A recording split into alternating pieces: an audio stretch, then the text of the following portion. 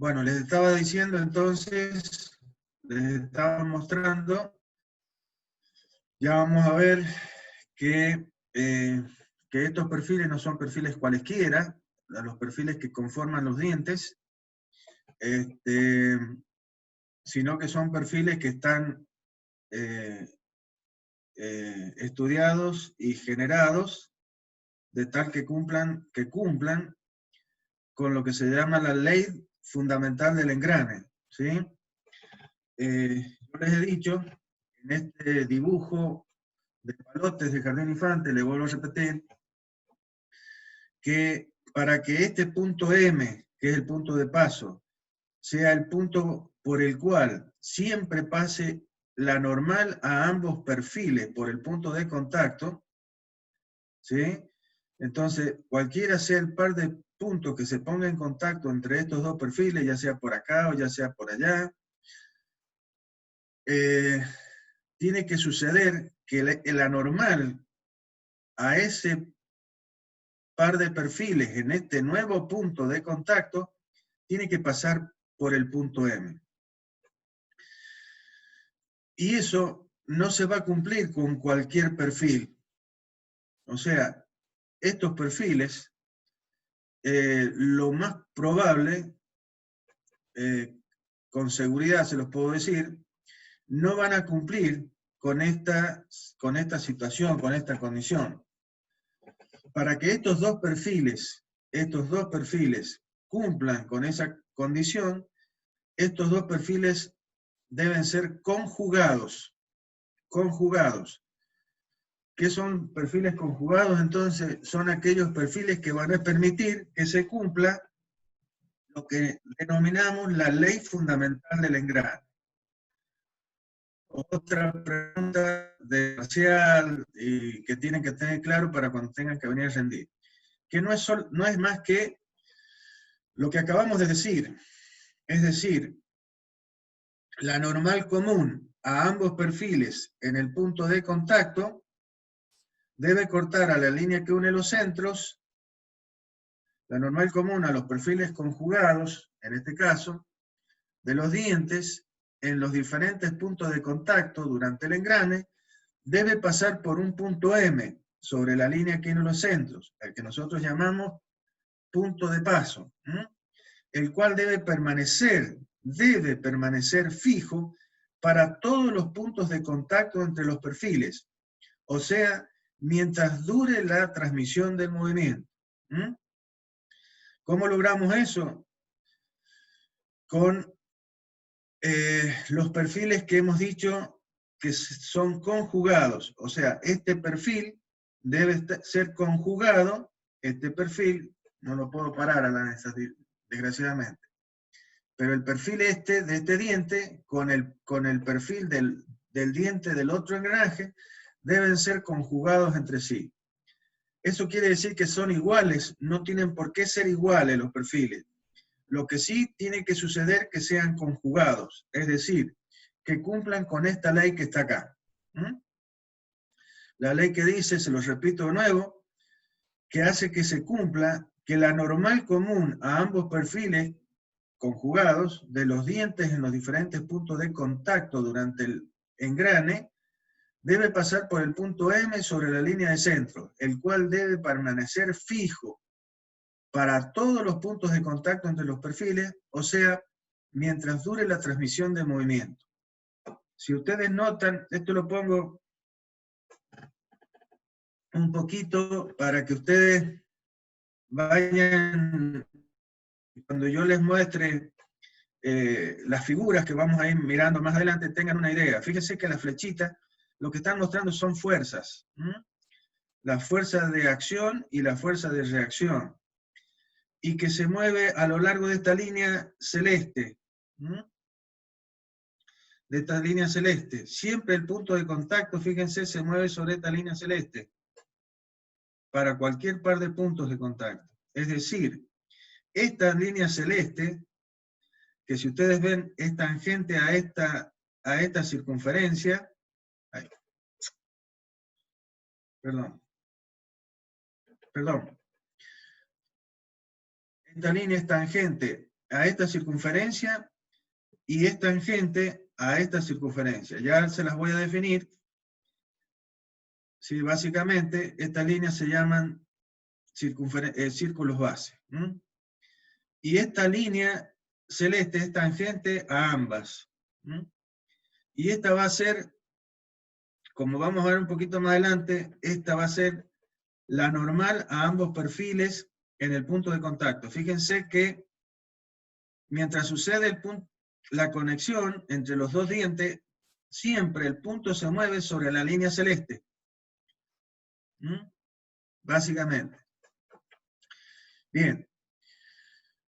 Entonces, de vuelta, para que pueda cumplirse en los engranajes que este punto de contacto, el punto M, que es el punto que está indicado como rojo, sea el punto por donde pasa la normal, para cualquier par de puntos que se ponga en contacto entre los perfiles, fíjense, que siempre el punto de contacto se encuentra sobre esta línea. Los perfiles tienen que ser conjugados. ¿Cuántos perfiles conjugados podemos encontrar en la práctica? Infinitos. O sea, cualquier perfil que ustedes puedan dibujar en un papel, pueden determinar su conjugado a través de un método que se llama de Realeuc. Es el mismo que hemos nombrado como el padre de la cinemática cuando definimos los eslabones, los pares cinemáticos, y los mecanismos, ¿sí? Este ingeniero y científico fue el que determinó un método, que es gráfico el método, y que basado en esta ley, lo que dice esta ley, nosotros podemos encontrar el perfil conjugado de cualquier perfil. Ese método ustedes no lo van a ver, lo ven, no lo dan pero sí quiero que ustedes sepan que ustedes podrían encontrar el conjugado a cualquier perfil. Esta parte de la materia se ve con los ingenieros mecánicos, que son los más directos sobre el conocimiento y sobre la aplicación de estos conceptos. Ahora, tenemos infinitos perfiles conformando a los engranajes que en la práctica se utilizan. No. De esos infinitos se han elegido una serie de dientes en función de la utilización de los engranajes. O sea, cómo se va a transmitir, si se va a transmitir entre ejes coplanares. Coplanares, acuérdense que los ejes que son coplanares es porque pertenecen al mismo plano, es decir, son ejes que se cortan. Pero como vamos a ver así en una forma muy, muy superficial, más adelante existen también engranajes donde los ejes no son coplanares, ¿sí? Se dice que son alabeados, ¿no? Porque pertenecen a planos diferentes, aunque esos planos sean paralelos. Entonces la forma de los dientes, la forma del perfil del diente va a cambiar. Pero la gran mayoría de los engranajes utilizan el perfil que vamos a ver ahora como una forma, ejemplo de qué sería un perfil conjugado. Y que es realmente un perfil que en la gran mayoría de los engranajes que puedan tener en la mano algún día, van a tener este perfil este perfil. Este perfil se llama perfil de envolvente o involuta. ¿Sí? Y ahora vamos a ver cómo se forma ese perfil. Perdón. Entonces, este perfil es un perfil que va a cumplir con la ley fundamental del engrane y que va a tener una forma como la que estamos viendo ahí. Hemos puesto una forma dinámica y ya les explico cómo sería. Entonces, el perfil de volvente, ¿sí? O de círculo, perfil de volvente de círculo, se define a partir de un círculo base. O sea, nosotros vamos a tener este círculo que se denomina círculo base, ¿no? Y a partir de este círculo base vamos a generar, si ustedes ven la gráfica dinámica, ¿sí? Ven que a partir del círculo base se va a formar una curva, la curva roja, ¿sí? Que esa va a ser la curva de volvente. ¿Cómo es que se forma esa curva? Entonces, vamos a definir el círculo base, el cual, para la definición, tenemos dos definiciones. Una, muy simple, las dos son simples, pero esta es un poco, yo siempre digo casera, porque vamos a asimilar a que este círculo base va a representar un carretel de hilo. Entonces yo tengo que esto es un carretel de hilo.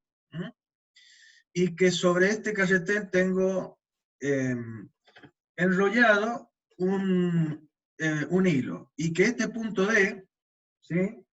Es un punto que es el extremo del hilo, que en este momento está en contacto con el círculo base. Si nosotros tomamos el extremo, que en este momento sería, el hilo estaría tangente, ¿sí? Tocando, y elijo el punto de tangencia como punto inicial de contacto, y vamos a ver qué sucede con este punto a medida que yo comienzo a desenrollar el hilo, ¿sí?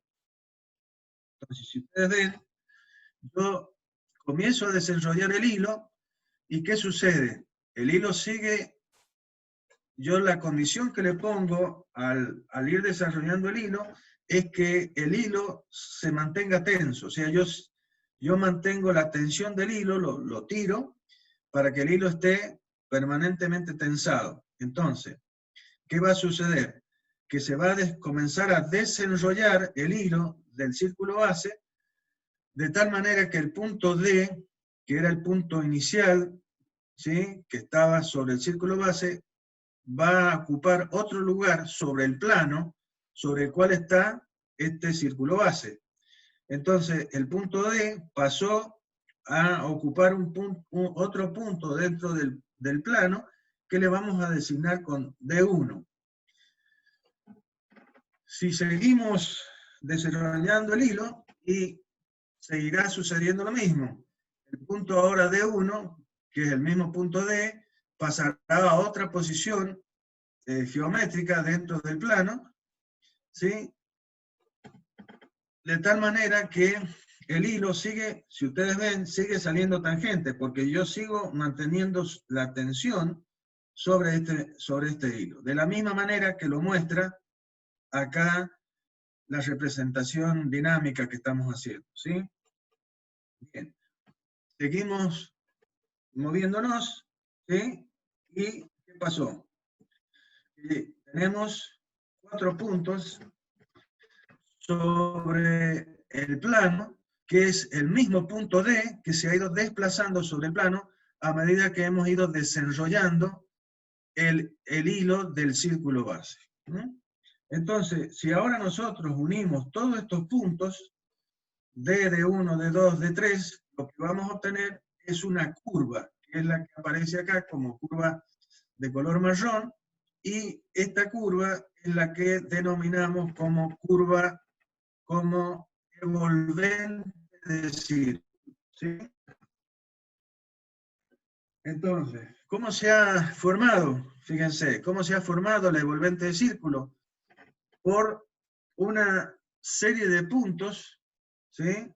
Una serie de puntos que son los lugares geométricos que ha ocupado un único punto que está representado por ¿quién? Por el extremo del hilo, o por un punto cualquiera del hilo, pero siempre el mismo, que al ir desarrollando la cuerda, ¿sí?, va ocupando diferentes lugares geométricos y al unir todos esos puntos formamos la curva que llamamos evolvente. No es envolvente, no es con N, no es envolvente. Muchos alumnos generalmente le dicen envolvente, no es envolvente, es evolvente, ¿m? O involuta. Entonces, como ven acá, ¿sí?, el punto rojo es el punto inicial, es el punto D, que al ir separándose, desarrollando el hilo, ¿sí?, va conformando esta espiral roja que es la evolvente de círculo. ¿Cuál es la propiedad básica de esta curva evolvente? Es la siguiente, y es la base para demostrar geométricamente que el perfil de evolvente es un perfil que va a cumplir con la ley fundamental del engrane. Fíjense, si nosotros trazamos una tangente al perfil de evolvente en un punto cualquiera de esa evolvente, supongamos en este caso le hemos trazado tangente en el punto D2, si trazamos una tangente a la evolvente en un punto cualquiera, como el 2, una normal a esa tangente es a su vez tangente al círculo base. ¿Sí? Esta es la propiedad fundamental de la evolvente de círculo. Esto es pregunta de parcial y es pregunta básica de cuando vengan a rendir la materia, y la tienen que tener claro a esto, ¿sí? Porque en función de esto, de esta propiedad, es que se demuestra geométricamente, yo se lo voy a tratar de mostrar geométricamente, que se está cumpliendo con la propiedad fundamental del engrane y este perfil va a ser un perfil conjugado que va a permitir que se cumpla que cuando transmita movimiento a través de este perfil, la relación de transmisión se mantenga constante. Entonces, vuelvo a repetir, si yo trazo una tangente cualquiera, una tangente a un punto de la evolvente, en este caso la hemos trazado en el punto D2, una normal a esa tangente es a su vez tangente al círculo base.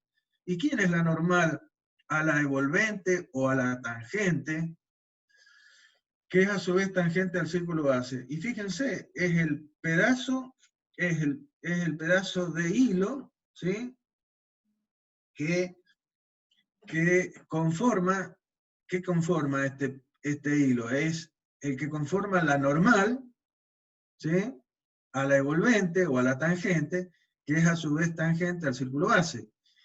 ¿Y qué es más este segmento? Este segmento es el radio de curvatura de esa evolvente en el punto D2. ¿Sí? Entonces, ahí tenemos la normal al perfil y a la evolvente, que estaría designada con este color rojo, y es el radio generador de esta evolvente. Cuando este radio, cuando el hilo se va desarrollando, va generando ¿a quién? A la evolvente. Cuando este punto de referencia se va desplazando sobre el plano. Básicamente es eso. Bien, fíjense que la evolvente no existe por debajo del círculo base. Esto es muy importante para otro concepto de los engranajes, que tienen perfil de evolvente. El perfil de evolvente existe por encima del círculo base, no por debajo del círculo base. Esto ténganlo bien en cuenta, porque ya vamos a hablar de un concepto que se llama interferencia y que genera algunos perjuicios en los engranajes, ¿sí? Bien.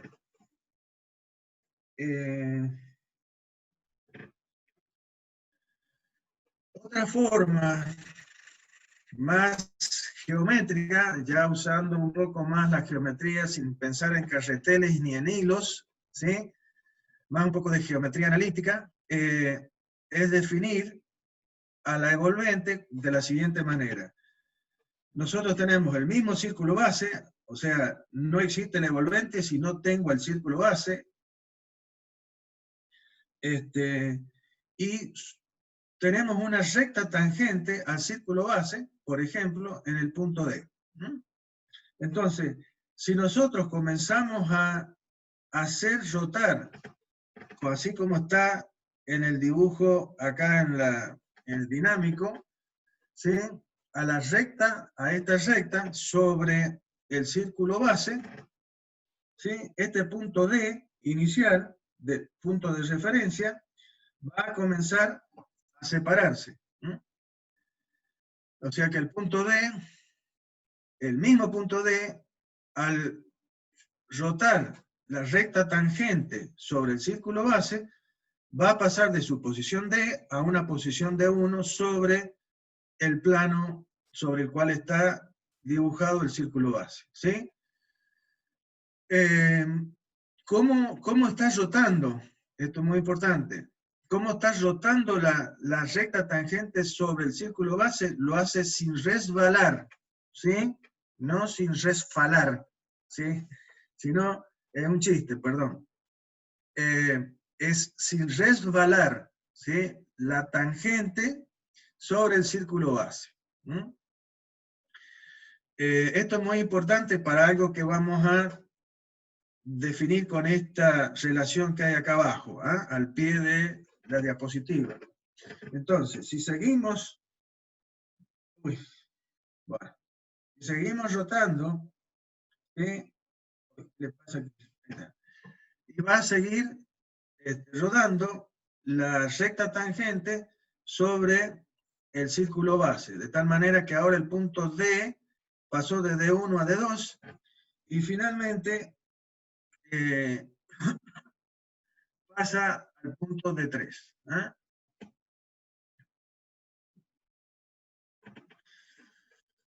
Entonces, el mismo punto D, que era el punto que tomé como referencia inicial de tangencia de esta recta con el círculo base, se fue desplazando sobre el plano, ocupando diferentes lugares geométricos sobre el plano, ¿sí? Cuando esta recta tangente iba cambiando su tangencia sobre el círculo base. Entonces, cuando nosotros unimos, ¿qué le pasa? Está muy...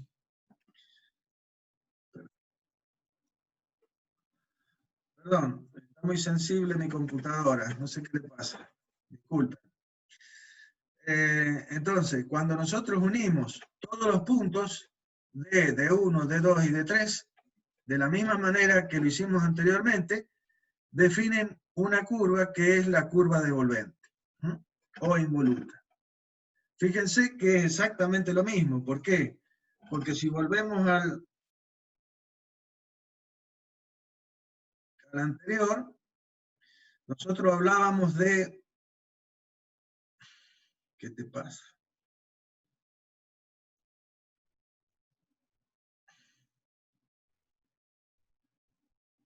Hablábamos de una cuerda que se iba desenrollando, pero fíjense que la cuerda siempre como sale respecto del círculo base, y sale tangente al círculo base. Entonces, esta cuerda es realmente la tangente, que ahora tenemos como una tangente, no como un hilo.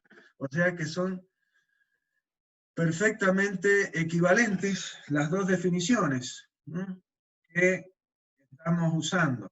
Nada más que una nos sirve para para explicar algunas cosas y la otra para otras. Es básicamente eso. ¿Sí? Entonces, lo mismo, y si trazamos una tangente al perfil devolvente en un punto cualquiera, volvemos a trazarlo por el punto de 2, una normal al perfil en el punto considerado, que es el punto de 2, y por lo tanto normal a la tangente, a la devolvente en ese punto, es a su vez tangente al círculo base. Y esa normal es nuestro radio de curvatura de la devolvente en el punto de 2. Y es el radio generador de la devolvente.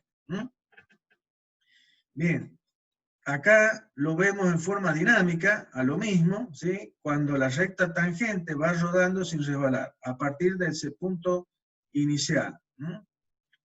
Lo vemos de nuevo, ahí comenzó de nuevo y genera toda esta curva devolvente. Nosotros el diente puede estar conformado por cualquier tramo de esta curva, ¿sí? Por lo tanto, no todos los engranajes, dependiendo del diámetro de este círculo base, es la forma que va a tener este perfil, básicamente. O sea que no todos los perfiles son iguales. Van a estar en función de este radio y de qué tramo de esta curva nosotros estemos considerando. Bien. ¿Qué otra cosa importante? Entonces, acá también se cumple la ley básica o la propiedad básica que nosotros vamos a utilizar para demostrar que la devolvente cumple con la ley fundamental del engrane, que es que si trazamos una tangente nuevamente a la devolvente, una normal a esa tangente es a su vez tangente al círculo base. Bien, de la geometría que estamos viendo acá, también podemos ver que a medida que esta recta tangente rueda sin resbalar sobre este círculo base, ¿sí? ¿Qué va a suceder? Que el punto D, que es el primer punto de tangencia entre la recta y el círculo base, pasó a ser el punto D3. ¿Sí? ¿Cuándo qué? Cuando la tangencia entre la recta y el círculo base pasó a ser el punto T. Entonces, fíjense, para que el D pase a D3, ¿sí? Y el mismo D pase a ser T en la tangencia, ha transcurrido un espacio sobre el círculo base que es este arco, el arco DT, ¿sí? El arco DT. Y sobre la tangente tenemos un segmento que es el D3 o TD3, como lo quieran decir, no importa el orden, TD3 o D3T es lo mismo. Entonces, ¿cómo son estos dos segmentos? Como ya lo vemos indicado acá, son iguales. ¿Por qué? ¿Por qué son iguales estos dos elementos? Este arco es igual a este segmento. Y lo podemos ver a través de la definición. La definición cuando yo definí cómo se tenía que mover la recta tangente en relación con el círculo base. ¿Cómo lo dije? Estas son las cosas que ustedes tienen que tener claras. Cuando defino, dije que la recta tangente rueda sin resbalar sobre el círculo base. Entonces, si eso es así, va a haber una relación biunívoca entre puntos del círculo base y puntos de la recta tangente. Si la recta tangente llegase a resbalar sobre, o a deslizar o resbalar, que es lo mismo, sobre el círculo base, entonces yo tendría más de un punto de la recta que coincidirían con un solo punto del círculo base. Entonces, ya no se cumpliría esta igualdad. Y visto de otra manera, esta tangente es también el hilo, ¿sí? el hilo que voy desenrollando de este carretel. Por lo tanto, este espacio sobre el círculo base, ¿sí?, es el mismo espacio que ocupaba este segmento.